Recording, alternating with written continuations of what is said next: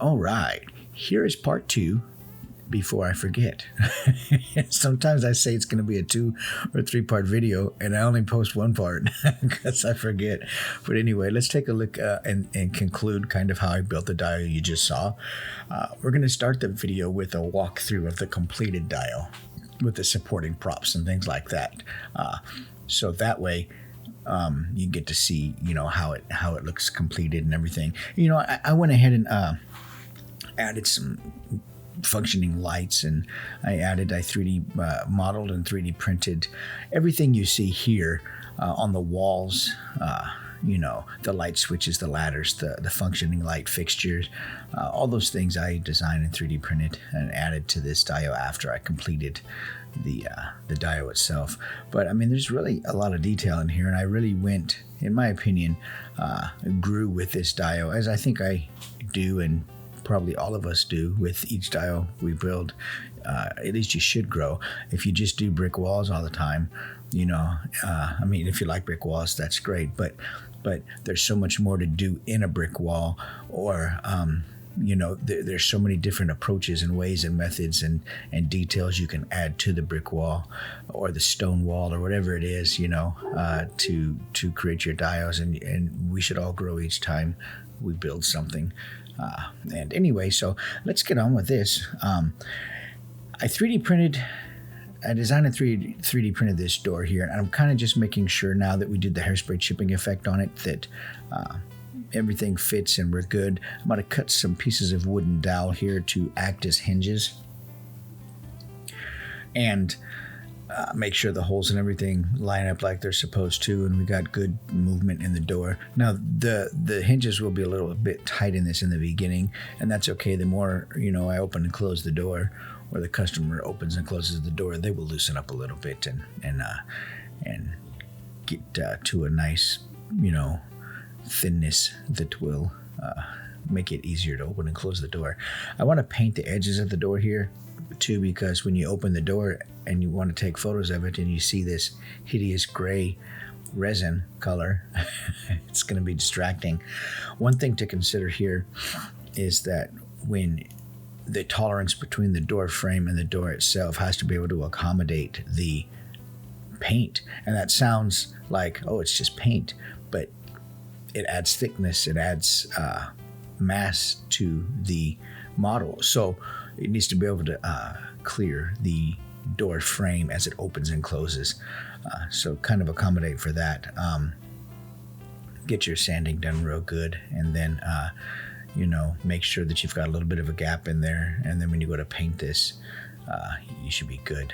And sometimes, you don't think of a time where you're going to paint or take a picture of the back of the door or the inside of the door, but it happens as you open and close the door on the dio and you want to move your figure around. So I painted all the way around. Now we're going to crazy glue these hinges in, and as it happens, the wooden dowel I use, they fit right inside the bottle of crazy glue. How convenient. So I start with the bottom one. Then I just put the skewer in there, the wooden dowel, to hold it open and let it dry so it doesn't fall in on itself. I didn't model a door stopper in there, so it will swing both directions. That was odd. But at any rate, so then we get the top one in, get that crazy glued in, and then we'll just trim off the excess. And these little wooden dowels. So these, actually, it's not a wooden dowel I used. It's like a thick, they have these packs of wooden, not toothpicks, but they're like just thin wooden pieces. They're like a dowel, but not round, and they're pretty short, and they come in a bag at the crafting stores. I just use those. And you can use a dowel. It just depends how big you make the hole, but you can use a paper clip too. But I find a paper clip leaves room for a lot of potential for problem, because if your print is a little bit wonky, then you've only got this paperclip size hole to deal with, and you might run into a problem. So just make the hole a little bit bigger. Here for the floor, we're just magically going to paint that piece of pink foam with this Rust-Oleum 2-in-1 primer gray. It's what I really like to use when I'm doing a base coat for a concrete, because it's durable. There is a dry time in it, so the downside of it is, okay, you paint this on there. It looks great. It's a super durable finish, but you need to let this dry for 24 hours. So you have to plan that out, before I do this and move on to other parts of the project while that dries. Here we're cleaning up the 3D printed window, and then we're going to just do a little black wash on it, just to knock all that gray back. And I did paint with the Rust-Oleum gray also the window you see there too. I painted that and the floor all at the same time. Then we're going to, like I said, just go through and gray wash it, or black wash it a bit, and then dap off all the extra. Let that dry for a little bit. Make sure there's no real pools or puddling on there or whatever. Another thing that I do is I black Mod Podge, or whatever color Mod Podge you want to use for painting inside the hole where the window frame and the door frame will go. The reason I do this, even though it's going to be covered, remember the frames that I print intentionally don't cover the entire width of the foam, which is 1 inch, and I do that on purpose. So paint that black, and that seals the foam, and then what it also does is helps add mass to the hole to prevent any light leak coming through there. It sort of retightens a hole that might be a little bit loose from a poor cut or something like that. It can add some mass back in there and kind of act as a filler also, and it helps everything fit nice and tight. Helps prevent light leak, things like that on a window frame. You don't want light leak around the window frame.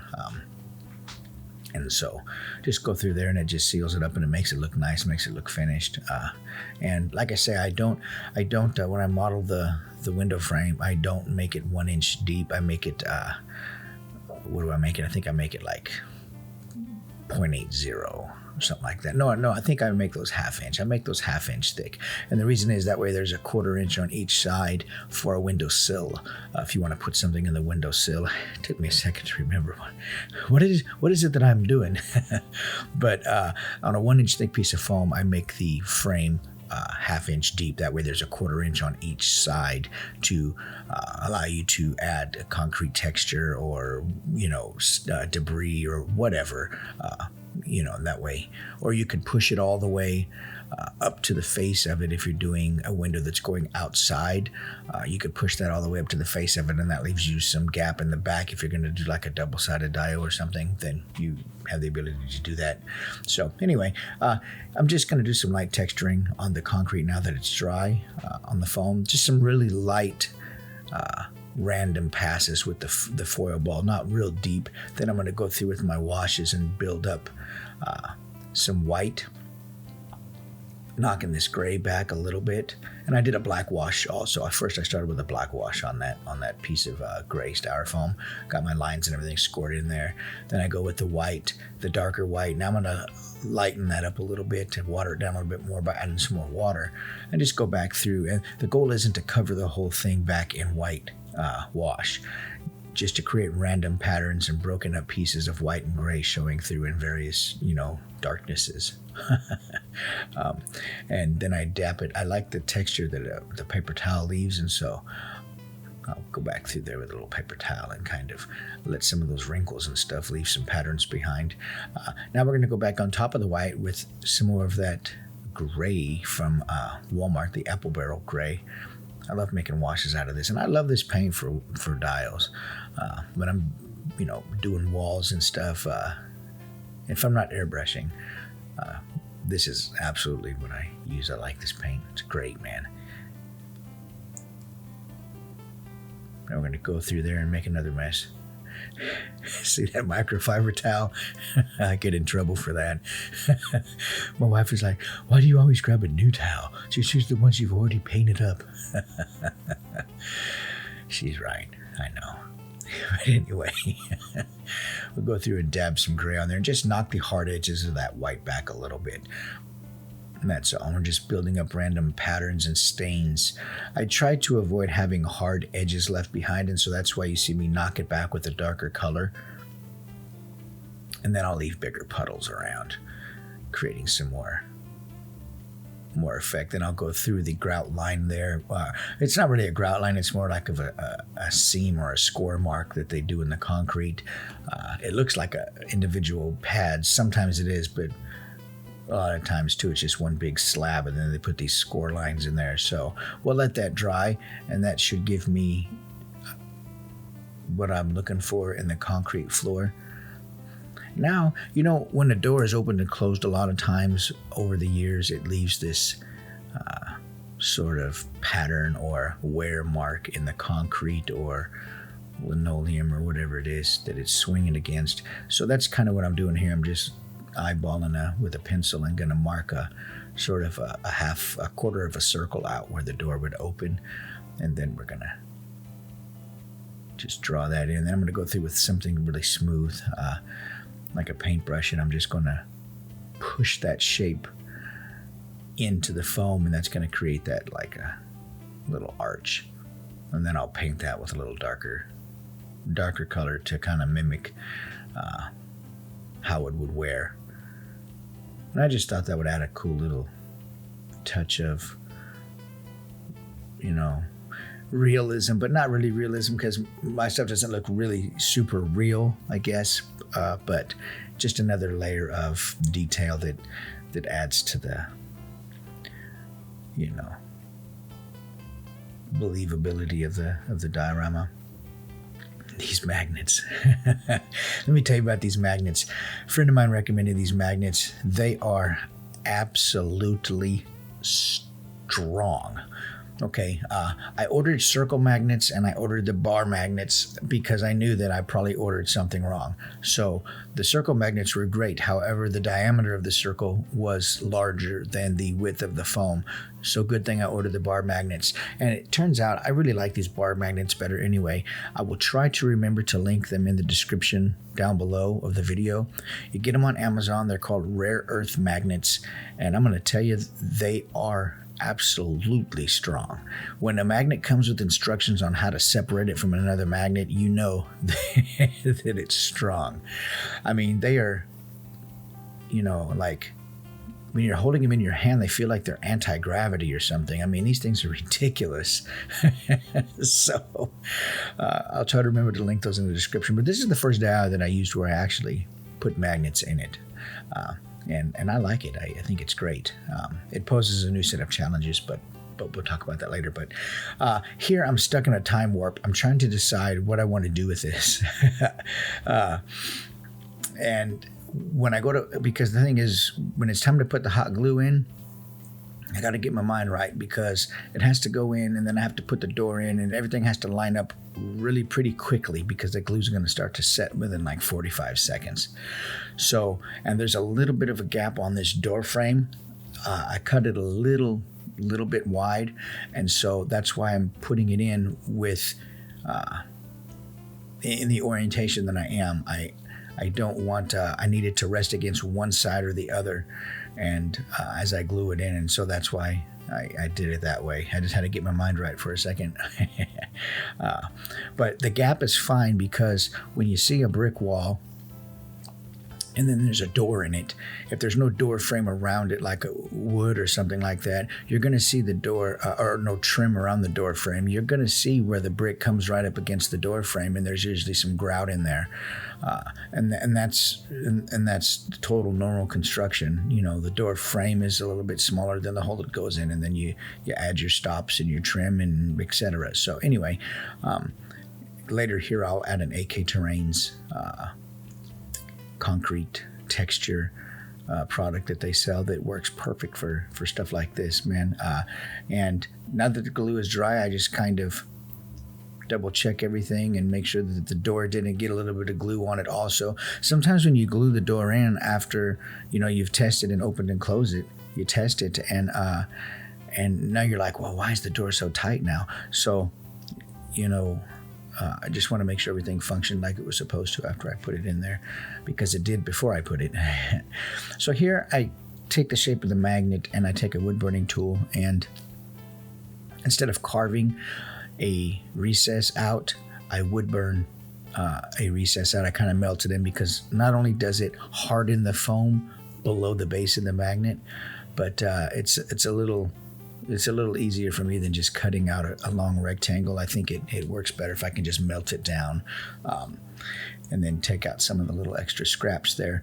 Now these magnets, when you put them in, firstly you got to make sure that they're going the right direction. You don't want to put one in on one side that attracts, and then the other magnet you accidentally have it flipped over and it repels. So you're going to have a diode panel at odds with itself. It'll never stick to itself. So but anyway, another thing, these magnets are really strong, and so it took a couple times when I put them on to make sure that when I put them on and then I pulled them apart, the magnets didn't pull out of the holes. I found a way around that. You can, what I did was I used black gaff tape, and I went around the outside edge of the diode, the completed diode, once it was completed, and that acted as sort of a barrier between the two magnets, and weakened the pull and helped them not pull themselves out of the holes. So at any rate, here's the AK Terrains product I was mentioning earlier. We just fill it inside the door frame where the rock or the concrete, the brick meets the door frame. There's that little bit of a gap. You just fill that in there, wash the excess away with a towel. Now we're going to take some grout.